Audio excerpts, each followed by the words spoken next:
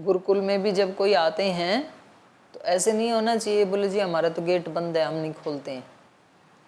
ठीक है, टाइमिंग तो बना के रखना पड़ता है व्यवस्था के लिए, लेकिन जो मिलने का टाइम है उस समय में आप अतिथियों की ऐसे ही सेवा करें जैसे आप उनके घर में जाते हैं और तब वो आपकी सेवा करते हैं। और हमें अपेक्षा होती है कि वो हमारी कैसे सेवा करें, भाई अच्छे से सेवा करें, बैठने के लिए स्थान दें, पीने के लिए जल दें, खाने के लिए आहार दें, तभी तो हमें अच्छा लगता है ना। और नहीं तो किसी किसी घर में ऐसे होता है कि अब यहाँ तो गार्ड है और किसी घर में तो कोई व्यक्ति आया और उसने बेल बजाई और वो महिला बाहर आई दरवाज़ा खोलने के लिए और फिर दोनों हाथ ऐसे दरवाजे में लगा लिए, बोले हाँ किससे मिलना है, बोल जी उनसे मिलना, वो तो ऑफिस गए हैं। वो व्यक्ति क्या करेगा बेचारा, वापस जाए तो जाना नहीं बनता है, अंदर आए तो माता जी ने दोनों चौखट पकड़ रखी हैं, तो ये उसको वो दुआएं दे के नहीं जाएगा, ये अच्छा तरीका नहीं है। कोई भी आया है तो पहले आप उसको बिठाइए, उसके बाद उनको पानी आदि दीजिए, फिर आप पूछें। और फिर यदि आप उनका प्रयोजन सिद्ध नहीं भी कर सकते हैं तो आप विनम्रतापूर्वक मना कर दें, जी ये काम तो उनका है वो करेंगे, मैं तो यहाँ पर नहीं कर सकती। तो वो सम्मान पूर्वक बेचारा वापस तो चला जाएगा। तो यहाँ पर ऋषियों ने इनको, ऐसे भी तो हो सकता था ना कि वो बोल जी मैं तो अपनी समाधि में हूँ, कोई आए कोई जाए आश्रम में, वाल्मीकि ऋषि अपनी साधना में लगे रहें, ऐसा नहीं किया उन्होंने, क्योंकि ये भी एक धर्म है, अतिथि देवो भव, ये सबके लिए है, केवल गृहस्थियों के लिए नहीं है। अतिथि देवता कब बनेगा, अतिथि देवो भव मतलब अतिथि मेरे लिए देव बन जाए, देव मतलब देने वाला, अतिथि देने वाला कब बनेगा, देव की क्या की जाती है, देवों की क्या करते हैं हम, पूजा, तो जब हम उसकी पूजा करेंगे तब वो देने वाला बनेगा। मातृदेवो भव, माँ मेरे लिए क्या बन जाए, देव बन जाए, माँ देव कब बनेगी, माँ की पूजा करेंगे। पितृदेवो भव, पिता मेरे लिए देव बने, देव कब बनेगा, जब देवता की पूजा करेंगे, जब माता पिता की पूजा करेंगे तो वो देवताओं से भी ज़्यादा देंगे हमें। जब गुरुजनों की हम पूजा करते हैं, सेवा शुश्रूषा करते हैं, पूजा का मतलब उनकी सेवा, जिस मिशन में वो लगे हैं, जो उनको अच्छा लगता है, जो उनका प्रियाचरण है, तो वो हमारे लिए बहुत कुछ देने वाले बन जाते हैं, देवता बन जाते हैं। तो इसलिए अतिथि की भी पूजा करनी चाहिए, अतिथि देवो भव, ये हमारा प्रसिद्ध वैदिक वाक्य है। तो महर्षि वाल्मीकि जी इसको जानते हैं, इसलिए इन्होंने इन दोनों भाइयों को और सीता माता को बैठने के लिए आसन दिया और स्वागत सामग्री उनको निवेदित की। सन्निवेद्य यथा न्यायम् आत्मानं ऋषये प्रभो ततो ब्रवीन् महाबाहुर्लक्ष्मणं लक्ष्मणाग्रजः। लक्ष्मण अग्रजः श्री राम सन्निवेद्य यथा न्यायम आत्मानम, उन्होंने भी जो न्यायोचित आदर सत्कार करना चाहिए था महर्षि के प्रति, वो आत्मानम सन्निवेद्य, अपने आप का यथोचित उनका आदर सत्कार करके, महर्षि वाल्मीकि जी का प्रणाम आदि करके, अपना परिचय दे करके, ऋषये प्रभु, ऋषि के लिए, वाल्मीकि ऋषि के लिए उन्होंने भी यथोचित आदर सम्मान किया, न्यायोचित आदर सम्मान किया उनका।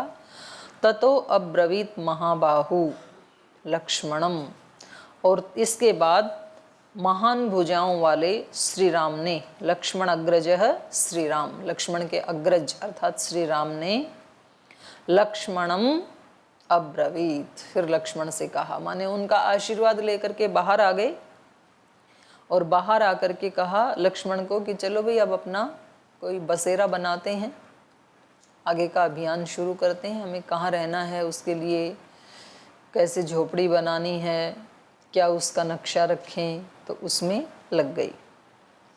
और लक्ष्मण को कहा, लक्ष्मणं मानय दारूणी दृढ़ानि च वराणि च कुरुष्व आवसथम सौम्य वासे में भी रतम मनः। हे लक्ष्मण, लक्ष्मण आनय दारुणी दृढ़ानी च वराणी च। लक्ष्मण इस जंगल में से कुछ लकड़ियाँ ले आओ। दारुणी लकड़ियाँ, वो कैसी होनी चाहिए? दृढ़ानी च वराणी च, सुदृढ़ भी हों, मजबूत भी हों और श्रेष्ठ भी हों। तो कुछ वृक्षों की ऐसी लकड़ी होती हैं जो देखने में तो श्रेष्ठ दिखती हैं लेकिन दृढ़ नहीं होती हैं। जैसे आम आदि की लकड़ी देखने में तो अच्छी लगती है लेकिन बहुत ही कोमल होती है, वो जल्दी टूट जाती है। कुछ ऐसे हैं कि जो दृढ़ तो होते हैं पर देखने में अच्छे नहीं होते हैं, और कुछ ऐसी लकड़ी हैं जो देखने में भी अच्छी लगती हैं और सुदृढ़ भी होती हैं। जैसे चीड़ की शाल, चीड़ और शीशम और टीक। टीक को क्या बोलते हैं? सागवान। तो कुछ लकड़ियाँ ऐसी भी होती हैं ना, तो इसलिए इन्होंने कहा कि ऐसी लकड़ी लेके आओ जो दृढ़ भी हों और श्रेष्ठ भी हों, क्योंकि यहाँ पर हमें 14 साल रहना है, तो बढ़िया सा झोपड़ी बनाएंगे। कुरुस्व आवसथम सौम्य, हे सौम्य आवसथम कुरुस्व, अपना निवास बनाओ। तो इसका मतलब है मकान बनाना भी जानते थे, तो कितनी अच्छी बात है। पिछले पाठ में आया था कि क्या बनाना जानते थे? नाव, बेड़ा। लकड़ियों को लाके बेड़ा बना लिया, पार उतर गए। अभी मकान बनाना है, झोपड़ी बनानी है। अगर तो इनको ये विद्या नहीं आती तो 14 साल फिर पेड़ के नीचे ही बैठे रहते फिर तो इसलिए व्यक्ति के अंदर जितने ज़्यादा हुनर होंगे उतना ज़्यादा वो व्यक्ति सुखी रहेगा जीवन में। तो कभी भी ये नहीं सोचना चाहिए कि मेरे को ठीक से रोटी पानी तो मिल ही रहा है, मैं इसको क्यों सीखूं, पता नहीं कब काम आएगा। और ना भी काम आएगा तो भी सीखने में ही एक आनंद है। नया सृजन व्यक्ति को खुशी देता है, आनंद के लिए। वो तो करते करते ही मिल गया उसका प्रतिफल, तो आगे कभी काम आ जाएगा, वो तो बोनस है। इसलिए व्यक्ति को अनेक अनेक हुनर, अनेक अनेक विद्याएं सीखनी चाहिए। अब आप गुरुकुल में रहते हुए कितने हुनर सीख सकते हैं, कितने तरह के। तो खेल में आप भाग ले सकते हैं, फिर आप संगीत सीख सकते हैं, फिर वाद्य यंत्रों को बजाना सीख सकते हैं, और क्या सीख सकते हैं? रोटी बनाना सीख सकते हैं, सब्जी बनाना सीख सकते हैं, खेती करना सीख सकते हैं, सब्जियां उगाना सीख सकते हैं, और कपड़े बुनाना भी सीख सकते हैं अगर थोड़ा टाइम हो तो। और हैं? गन्ने का जूस बनाना कि पीना, निकालना सीख सकते हैं। मशीन ला दी आपको, उसमें डंडा दे देते हो, जूस आ जाता है। तो ये बहुत सारे हुनर आने चाहिए। पता नहीं, ये तो राजकुमार थे, इन्होंने तो कभी कल्पना भी नहीं की होगी कि कभी हमें ऐसे जंगल बियाबान में जाना पड़ेगा और झोपड़ी भी बनानी पड़ेगी, ऐसा तो कभी नहीं सोचा होगा। क्योंकि गुरु के आश्रम में पढ़ने के बाद चलो राज्य ना भी मिले कोई बात नहीं, राज्य तो किसी एक को ही मिलता है, लेकिन बाकी हैं राजकुमार तो राजभवनों में रहेंगे, ये तो तय था ना। ये तो कभी कल्पना भी नहीं की होगी, लेकिन तो भी इनको बनाना आता है। तो बनाना आता है तो अपने भाई से कहा आवसथम कुरुस्व, निवास बनाओ, शुरू हो जाओ। तो जिस व्यक्ति के पास हुनर है ना, वो तुरंत दूसरी दिशा में पुरुषार्थ शुरू कर देगा। कोई उसको घर से निकाल दे, कोई उसको आश्रम से निकाल दे, कोई उसको संसार से निकाल दे, कोई उसका बहिष्कार कर दे, कोई उसका अपमान कर दे, वो व्यक्ति अपने बल पे खड़ा रहेगा हमेशा। और नहीं तो डुलमुल व्यक्ति है तो घर वालों ने निकाल दिया तो घर के बाहर ही बैठ के रोएगा, उसी दरवाजे को खटखटाएगा कि मेरे को घुसाओ अंदर। वो कहते हैं हम बिल्कुल नहीं घुसाएंगे आपको। आश्रम से निकाल दिया तो बोले जी मैं तो बर्बाद ही हो गया, घर से तो यहाँ आ गया था, अब यहाँ से निकाल दिया, अब कहाँ जाऊँ। तो जिस व्यक्ति के अंदर बहुत सारी विद्याओं का हुनर है तो वो निकालने वालों को रोना पड़ेगा। जैसे सारी अयोध्या रो रही है राम को निकाल करके, राम नहीं रो रहे हैं। हमें आश्रम से, गुरुकुल से, घर से निकालने वाले रोने चाहिए कि भाई इतने अच्छे व्यक्ति को निकाल दिया तो कितना नुकसान हो गया।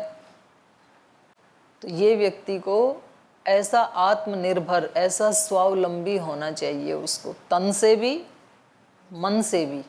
तो कभी कभी तन से होते हैं, मन से नहीं होते हैं, कभी मन से होते हैं, तन से नहीं होते हैं।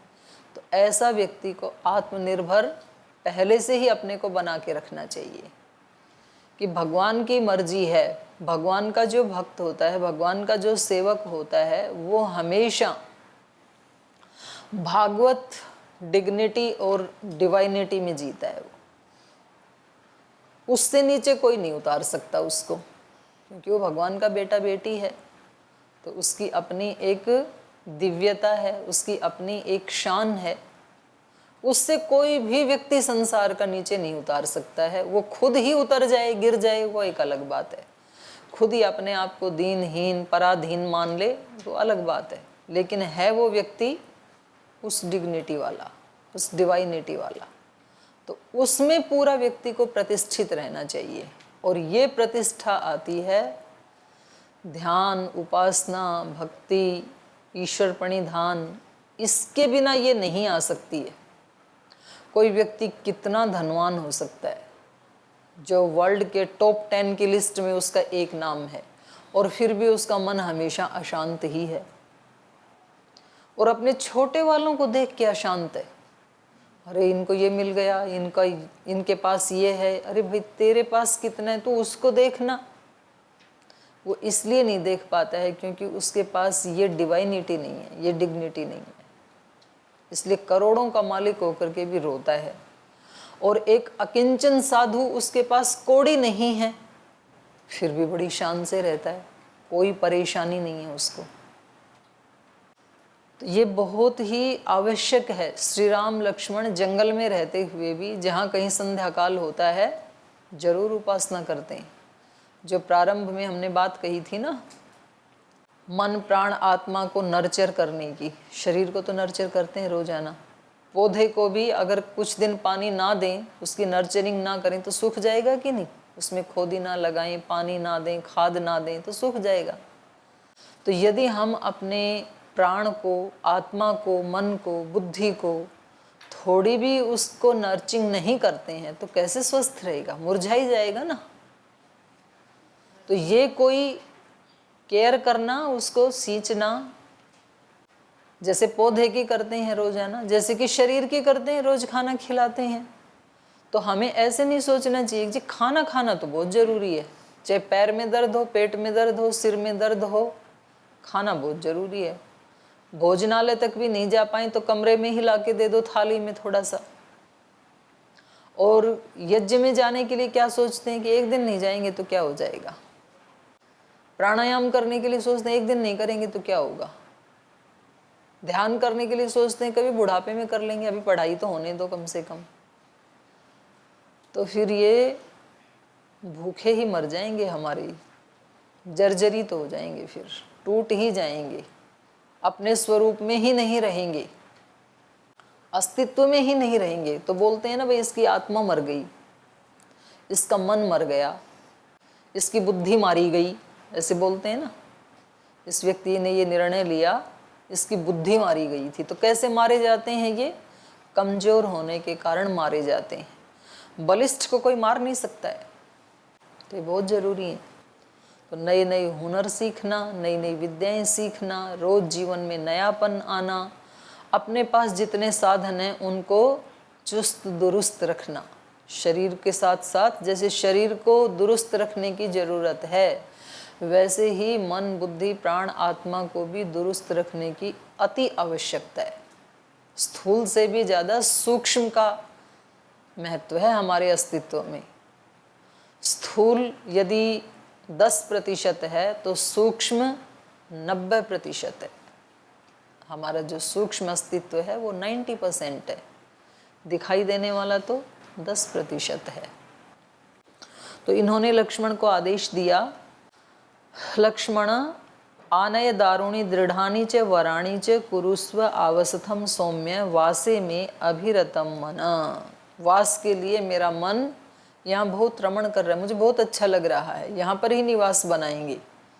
फटाफट लकड़ियाँ ले आओ और झोपड़ी बनाने के लिए पत्ते आदि जो भी आवश्यकता है वो सब सामग्री जुटा लो, यहाँ पर ही निवास करेंगे। तस्य तद्वचनं श्रुत्वा सौमित्री विविधान् द्रुमान् आजहार ततश्चक्रे पर्णशालाम अरिंदमः।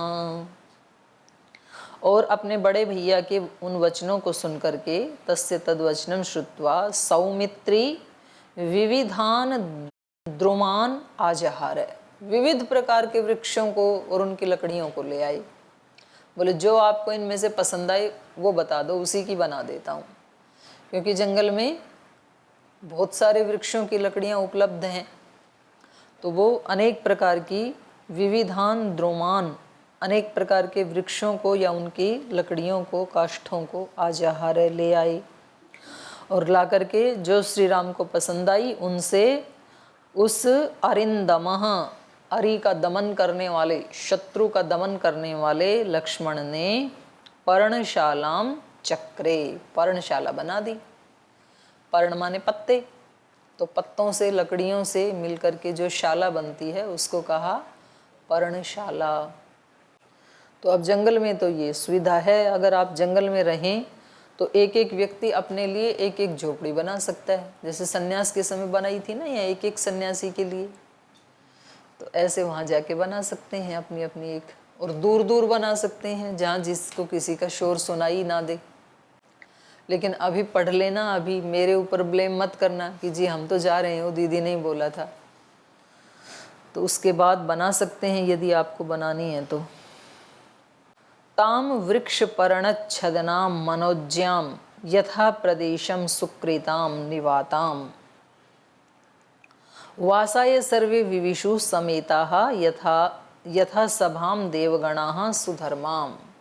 तो वो पर्णशाला जो है ताम वृक्ष पर्ण छदनाम, तो वो जो शाला है जो वृक्ष और पत्तों से आच्छादित है, लकड़ियों से आच्छादित है, मनोज्याम मन को सुंदर दिखने वाली, मन को खुश करने वाली जो पर्णशाला है, वो यथा प्रदेशम सुकृताम निवाताम, उसको किस दिशा से हवा आ रही है उधर ही उन्होंने खिड़की आदि बनाई उसमें। यथा प्रदेशम सुकृताम निवाताम, और जिधर से हवा नहीं चाहिए तो उधर से खिड़की नहीं छोड़ी उन्होंने। निवात, जहाँ वायु के थपेड़े ना लगें, मान लो कहीं जिस दिशा में दीपक आदि जलाना है या रसोई बनानी है तो उधर हवा नहीं आनी चाहिए, तो उसको निवात बना दिया। निवाताम सुकृताम वासाय, और उसमें निवास करने के लिए सर्वे समेताः विविशुः, तीनों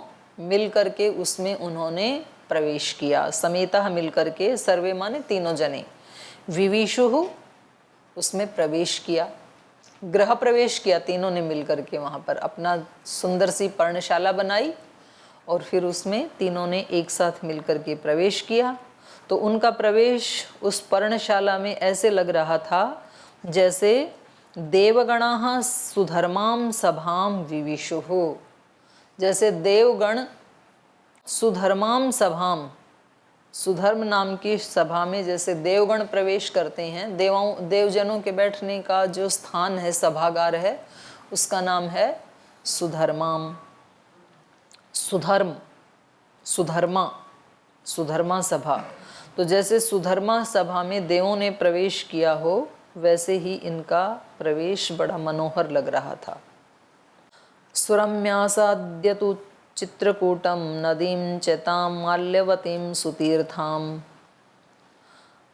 सुरम्य आसाद्य तु चित्रकूटम, ऐसे सुरम्य उस चित्रकूट पर्वत को आसाद्य प्राप्त करके, नदीं चेताम माल्यवतीं सुतीर्थाम, और उसके साथ ही नदी भी है, चित्रकूट के साथ ही नदी भी है। कौन सी नदी है? माल्यवती नदी।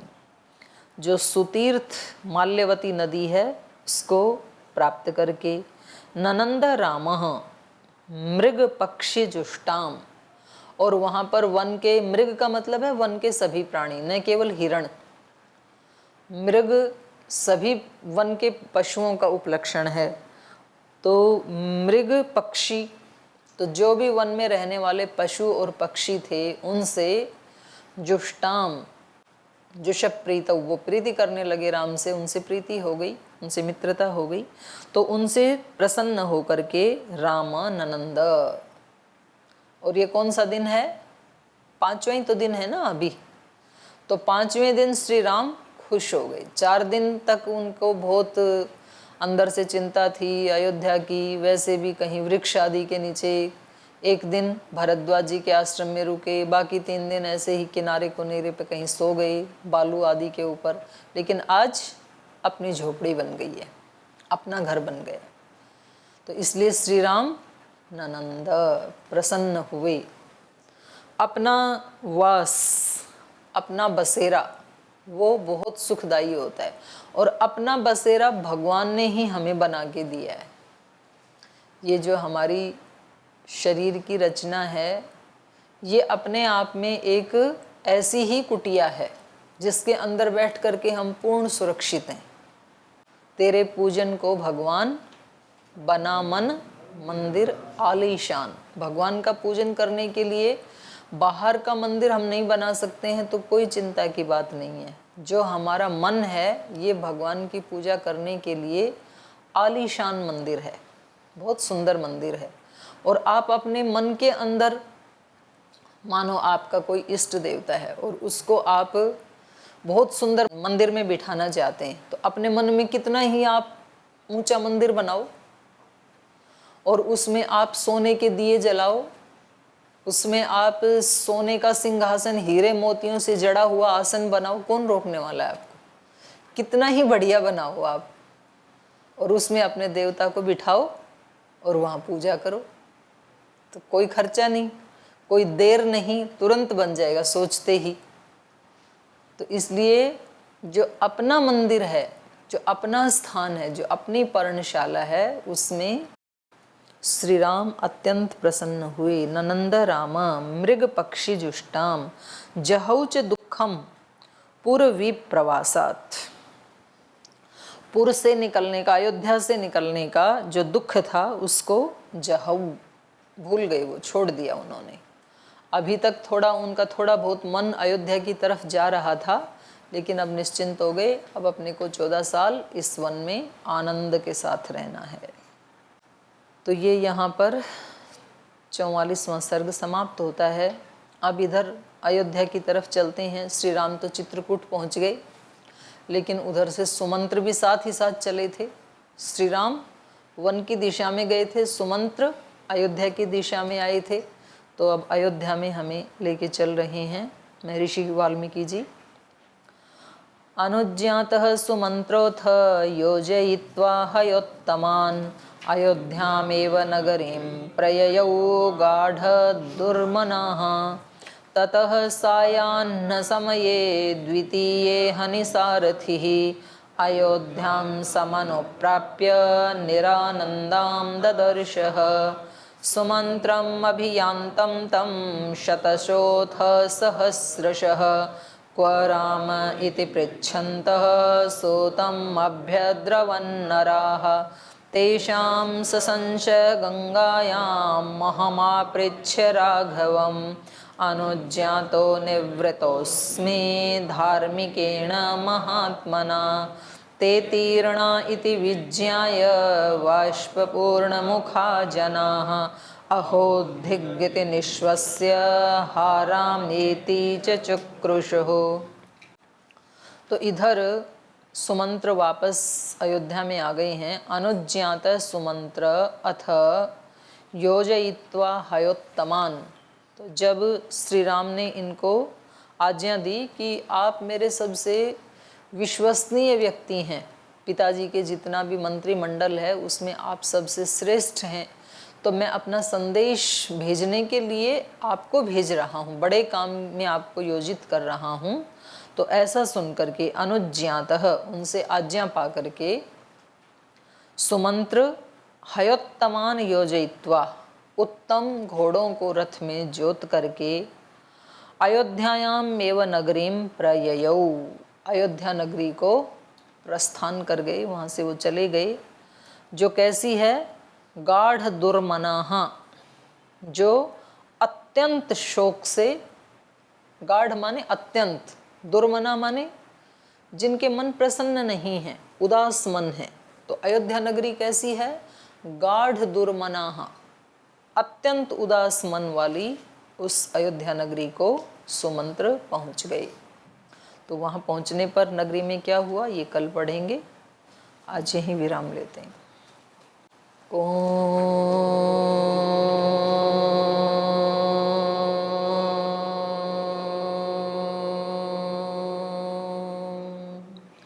शांति शांति शांति ही।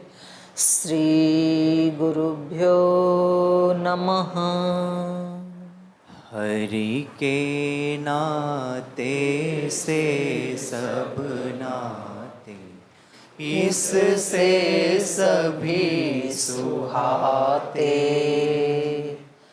हरि के नाते से सब नाते, इससे सभी सुहाते। किससे वैर करेंगे प्यारे, विविध रूप धर आते। किससे वैर करेंगे प्यारे, विविध रूप धर आते। स्वार्थ बिना जो सबकी सेवा करते नहीं अघाते। स्वार्थ बिना जो सबकी सेवा करते नहीं अघाते। पर दुख दुखी सुखी पर सुख में, वो जन हरि को भाते। पर दुख दुखी सुखी पर सुख में, वो जन हरि को भाते। हरि के नाते से सब नाते, इससे सभी सुहाते। किससे वैर करेंगे प्यारे, विविध रूप धर आते। विविध रूप धर आते। विविध रूप धर आते। ओम श्री